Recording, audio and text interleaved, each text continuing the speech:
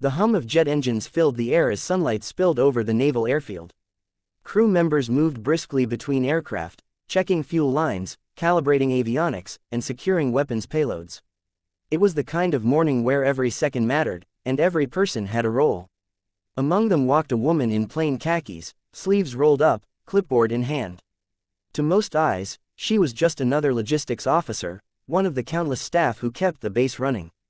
Lieutenant Commander Harris, the pilot assigned to lead that day's flight, barely glanced at her as he barked orders. "Hey, staffer, make sure the maintenance crew preps the F/A-18s for the test run. I don't want delays because someone forgot to do their job." The woman looked up briefly, her expression calm but unreadable. "They're already prepped," she said, voice level. "You're cleared for flight test Bravo at 0900. Her tone had a confidence that made him pause for a second, but only a second. "Right," he said dismissively. "I'll trust the word of someone pushing paper." He turned to his co-pilot, smirking. "I swear, the Navy hires anyone these days." She continued walking toward Hangar 3, unfazed. If his arrogance bothered her, it didn't show. But those nearby, seasoned mechanics and enlisted personnel, exchanged knowing glances. They'd seen that look before, the quiet restraint of someone who could end a career with a single phone call. Inside the hangar, the staffer stopped beside a classified operations terminal. Her ID badge, kept turned inward all morning, caught the reflection of the overhead light for a brief moment. The gold lettering read, "Colonel Adria Reynolds, Naval Special Warfare Command." But out on the tarmac, Harris was still oblivious. He climbed into his fighter, ran his systems check, and waited for clearance. Over the comms, the tower's voice came through, "Flight Bravo 1, clearance on hold. Command wants one more verification." Harris sighed. "This base is a joke," he muttered. Then he spotted her again, Colonel Reynolds, though he didn't know it, standing at the base of the control tower steps, talking to two Marines. "You," he shouted from the cockpit, waving at her. "Can you tell them to stop wasting my time?" One of the Marines inhaled sharply. The woman turned slowly, her eyes narrowing just slightly before she walked toward him. She stopped beside his aircraft, looked up, and said quietly, "Lieutenant Commander Harris, isn't it? You're flying Test Bravo with live payload simulators." He leaned down from the cockpit, impatient. "That's right, if we ever get clearance from whoever's in charge around here." Her lips curved in a faint smile. "That would be me." He blinked. "You." She reached into her pocket and pulled out her badge, holding it just high enough for him to see. The word Special Operations Command, Joint Task Division gleamed beneath her name. "Colonel Adria Reynolds, Naval Special Warfare Command," she said. "And before you take off in my sky, I need to make sure you actually understand the mission." The ground crew froze mid-step. Even the tower went silent. Harris' mouth went dry as realization struck. The staffer he'd been ordering around wasn't just a senior officer, she was one of the most respected and decorated SEAL leaders in the Pacific Fleet, known for her covert operations and zero-tolerance command style. He scrambled out of the cockpit, saluting so fast he nearly hit himself in the visor. "Colonel." "Ma'am, I didn't." She raised a hand, cutting him off. "Relax, Commander. I prefer action over apologies. But next time, identify who you're speaking to before you start barking." "Yes, ma'am," he stammered. "Good." She handed him a classified tablet. "Now, let's talk about your test run. What you think is a systems calibration flight is actually part of a live combat readiness simulation. We're tracking your response to sudden variables, communication blackouts, threat interceptions, and electronic warfare interference. I'll be observing from command ops." His eyes widened. "Ma'am, I wasn't briefed on." "Because I wanted to see how you perform when you aren't briefed," she said simply. "The enemy doesn't schedule surprises." A low murmur spread among the ground crew. Everyone knew of Reynolds's methods. She was infamous for turning routine exercises into tests that revealed who could truly handle combat pressure. Harris swallowed hard. "Understood, ma'am." She nodded once. "Good. Wheels up in 5. Then she turned to leave, pausing just long enough to add, "And, Commander, next time you see someone in plain clothes on a naval base, assume they outrank you until proven otherwise." The corner of her mouth twitched, a hint of dry humor, and she walked away, her boots clicking against the concrete. As the jets roared to life, the base came alive with renewed energy. Harris' nerves were on fire, but his focus sharpened. Somewhere up in the command tower, he knew Reynolds would be watching every move, every maneuver, every hesitation. From the glass observation deck, Reynolds watched the formation climb into the morning sky. Her reflection merged with the rising sun behind her, a silhouette of control and quiet power. The admiral beside her, who had remained silent through most of the exchange, finally spoke. "You could have told him who you were from the start," he said. Reynolds smirked. "Where's the lesson in that?" Below, the pilots entered their first simulated threat zone. The comms crackled with static, and Harris' voice came through, tight with tension but steady. Reynolds's eyes narrowed slightly. He was adapting faster than expected. The admiral folded his arms. "You really think this one has potential?" Reynolds didn't look away from the screen. "If he survives the next 5 minutes, I'll consider it." Down on the flight radar, a red blip appeared, an enemy drone simulation with jamming capabilities. Harris' systems flickered, and his co-pilot panicked. Reynolds leaned forward, her voice calm as she monitored. "Come on, Commander," she murmured. "Show me you're worth the fuel." Moments later, the pilot rerouted power manually, switched to backup comms, and pulled a perfect counter-maneuver through the interference field. The simulated enemy was neutralized. The admiral chuckled. "Looks like you were right again." Reynolds gave a small nod. He just learned the first rule of command: respect isn't given by rank alone. It's earned by precision under pressure. As she turned to leave, the base intercom announced, "Simulation complete. Flight Bravo, mission success." Reynolds walked down the tower steps, the wind whipping through her hair. The same mechanics and officers who'd seen her earlier now straightened, eyes wide with respect. She didn't slow her stride. To them, she wasn't just a colonel. She was a legend in motion, the kind of leader who didn't need medals or introductions to command silence. And for the first time that morning, Lieutenant Commander Harris finally understood who he'd been talking to. The woman he'd called Staff was the very reason pilots like him could fly safely at all. The quiet, watchful guardian of every mission. Colonel Adria Reynolds, Navy SEAL, warrior, and the shadow behind the wings. The sea below shimmered like glass, calm and deceptive under the morning sun. Lieutenant Commander Harris gripped the control stick of his FA-18 tightly as the simulated combat scenario entered its second phase. The sky, once clear, now filled with red-coated threats on his HUD, enemy drones, radar jammers, and surface-to-air launch markers. What was supposed to be a simple systems test had turned into a full-blown tactical nightmare. In the Command Operations Center, Colonel Adria Reynolds stood before a wall of live feeds. The room was a mix of quiet tension and controlled chaos, technicians tracking telemetry, officers whispering updates, and radar operators marking every flicker of enemy signals. Reynolds watched with the focus of a sniper.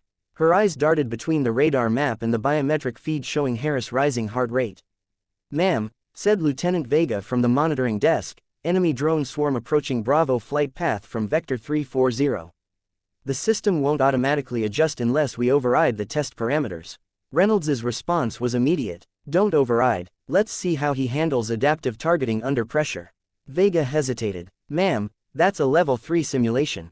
Pilots usually fail that without guidance." Reynolds didn't blink. "Then he'll either fail or learn. Both are useful outcomes." On the screen, Harris' aircraft broke formation. His co-pilot's voice filled the radio channel, nervous, uncertain. "Commander, we've got radar interference. I can't lock targets." Harris' voice came through strained but steady. "Stay calm, focus manual." Switching to pulse mode, he flicked a switch, cutting the aircraft's auto-stabilization system. The jet shuddered as he took full control. The move was risky. Most pilots avoided it in training, but it gave him flexibility against erratic targets. From the tower window, the admiral joined Reynolds, arms folded. "You're testing him hard. You think he's ready for this kind of op?" "He's talented," Reynolds said quietly. "But talent means nothing without composure. I want to see if he can think under fire when no one's there to save him." Another red blip appeared on the radar, an unannounced signal. Reynolds frowned. "That's not in the simulation profile." "Ma'am, I'm reading a live drone signature," Vega said quickly. "It's not ours." The admiral's face tightened. "Could be a stray unit from the Coast Guard's training zone." "Negative," Reynolds said, already stepping toward the comms station. "That's a Type 9 recon drone. Russian-made. We've seen them off the coast before. Someone's testing us now." The room fell silent. The admiral turned to her. "You want to abort the exercise?" Reynolds shook her head. "No. Maintain blackout. Let's see how the pilot reacts when simulation becomes reality. Out in the sky, Harris radar pinged again. Control, this is Bravo 1. I've got an unidentified contact, range 5 miles, low altitude. Please confirm it's part of the drill. The comms line stayed silent. Vega looked nervously toward Reynolds, who simply folded her arms. Control, do you copy? Harris tried again. Still nothing. His co-pilot was nearly shouting now. Commander, we're blind up here. If that's a real drone, it's locking radar on us. Harris exhaled slowly, suppressing the panic clawing at his throat. He'd been through combat once before, years back, but never without command guidance.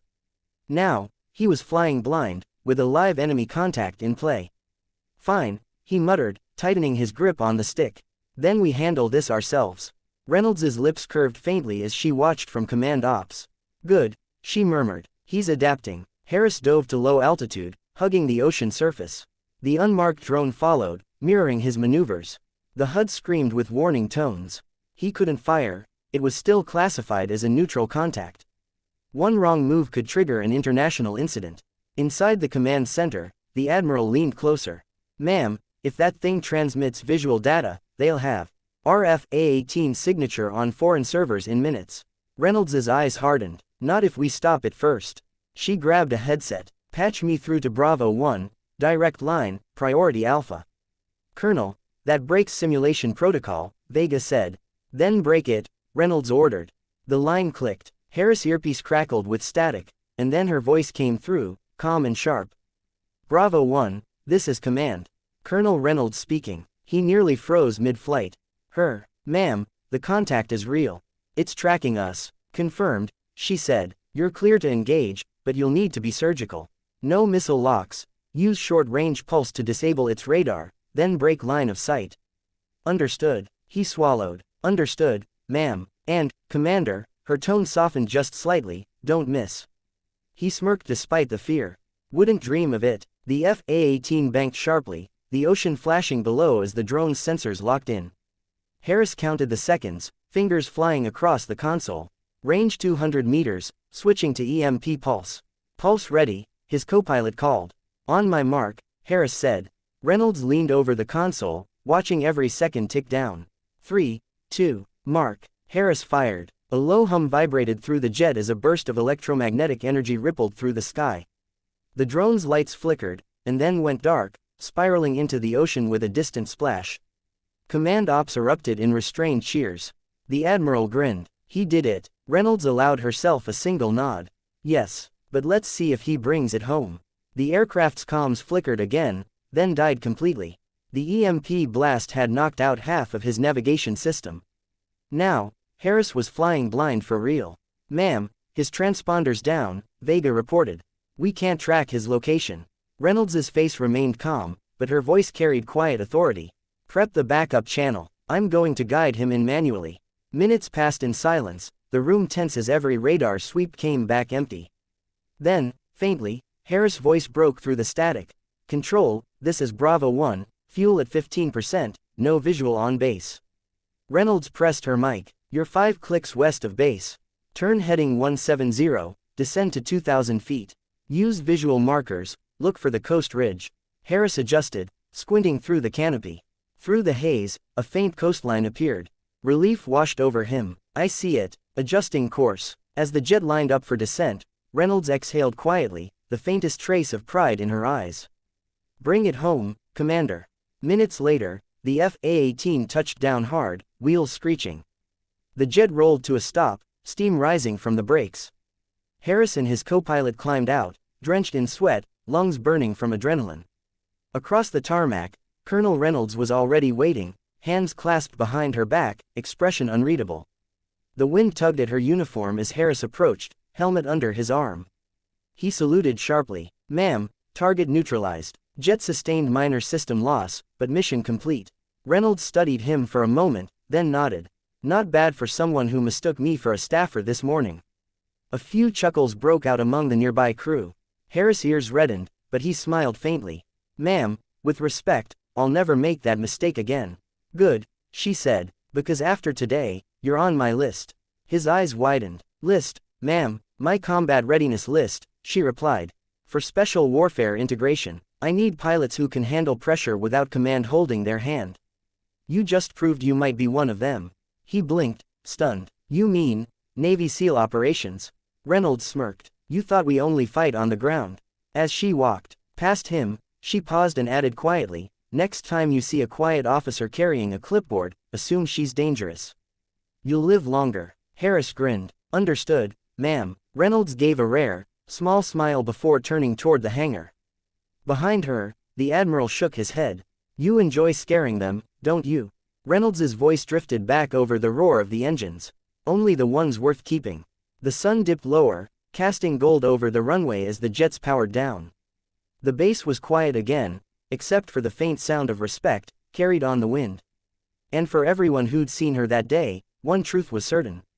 The woman they'd mistaken for, just staff, had just reminded the entire base why legends never need introductions.